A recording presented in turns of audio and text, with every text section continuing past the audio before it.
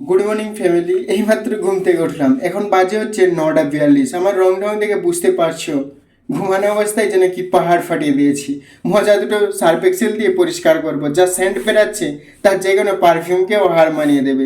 কেচে শুকিয়ে দিলাম, আর রোদটাও যা দিয়েছে দেখে মনে হবে যেন দুপুরবেলা, কিন্তু এখন বাজে হচ্ছে 9:56। এখানে এতটা শীত নয় যতটা আমাদের গ্রামে আছে। সকালে যখন ডিউটি হয় 5টার সময় উঠি, রেডি হয়ে যাই। যদি গ্রামের মতো শীতটা হতো এইখানে, তাহলে আমার ডিউটি যাওয়াই হতো না।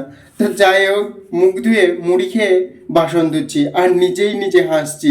বাড়িতে হলে খেয়ে হাত ধুয়ে উঠে যেতাম, এখানে কিন্তু হবে না ভাই। এখন বাজে 12:30। তাহলে 1-1:30টার সময় ভাত খাবো, তার জন্য দুটো মুড়ি খেয়ে নিলাম।